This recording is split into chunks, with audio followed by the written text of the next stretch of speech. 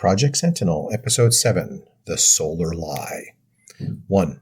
The Static Shield. The station's internal comms didn't just go silent, they were replaced by a synthetic white noise hiss. On every monitor in the common areas, a flashing amber warning glowed. Solar anomaly detected. Emergency maintenance in progress. A solar flare, one of the off-duty technicians muttered in the mess hall, staring at his dead tablet. The sun's been as quiet as a grave for the last 3 months. Why now? She sat in the corner, picking at her ration pack, her eyes averted. She knew the flare was a fabrication, a digital curtain drawn by Vance and the upper tier to mask the Pac-1 protocols. The station was in total electronic blackout. No personal pings to Earth, no data streams to the lunar colonies. To the rest of the solar system, the Sentinel station had simply pulled a hood over its head to weather the storm. 2. The Weaver's progress. While the crew sat in the red-lit gloom of the blackout, she kept her eyes on the L4 Lagrange point. The AFUs, Weavers, didn't care about solar flares. Their decentralized mesh network was humming with a terrifying efficiency. Through the long-range optics, the Project Cradle station looked less like a skeletal frame and more like a shimmering translucent organ.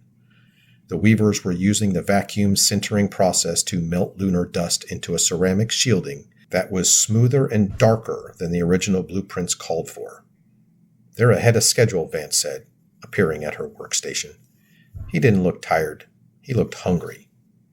The Weavers are optimizing.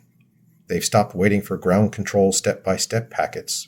They're anticipating the next layer before we even send them the math. 2. The call for pioneers. Despite the blackout, the one-way recruitment broadcast began to loop on the station's internal manifest. Management was calling for volunteers, as Project Cradle seeks the first generation of Sentinels to be stationed on the Cradle. Be the heart of the L4 station, it said. Positions available for structural engineers, bioanalysts, and deep space technicians. Priority will be given to those with bunker area experience. It was a strange request.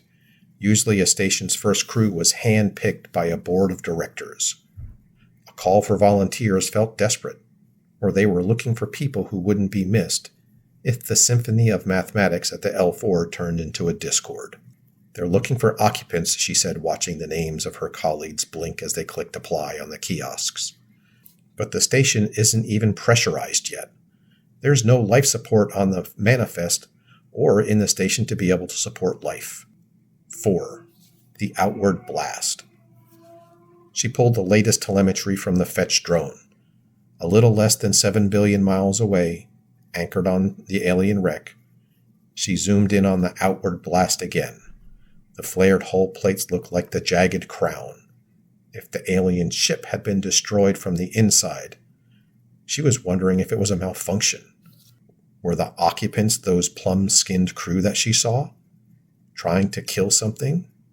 Was it trapped in the hold? Is it still there? All these questions ran through her head at the same time. She compared the alien hull's fracture points to the new ceramic shielding being spun by the Weavers at L4. The patterns were beginning to align. Humanity was building a replica of the ship that had exploded without even realizing it. They weren't just building a station, they were almost building a carbon copy of the disaster. 5. The dark recruitment. Are you going to sign up? She turned to see Miller, the young technician from the previous shift. He looked pale in the red emergency light. For the Cradle? It's a promotion, they say. Triple the credits. A chance to be on the successor station. She looked at the monitor, at the Weavers spinning their dark iridescent web on L4, and at the alien graveyard being towed toward them by her tiny little parasitic drone. The sun isn't flaring, Miller, she said quietly. She ignored his question. Miller frowned, looking at the solar emergency banner on the wall. Then why the blackout, he asked. Because they don't want us looking at the moon, she replied, with her eyes returning to the screen. And they don't want the moon looking at us. They're trying to keep everything secret. They're trying not to have anyone see what we are bringing in. He just looked more confused.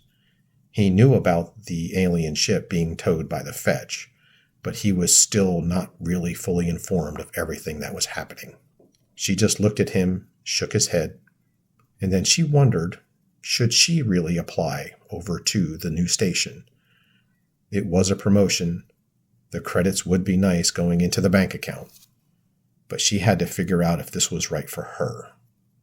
In the end, as she looked at the whole application process, she clicked yes, and she started her process to apply. She wondered now what was the next thing in her life to happen. Please like and subscribe. I will be posting every Tuesday and Friday. I look forward to seeing you here as we continue to build this universe.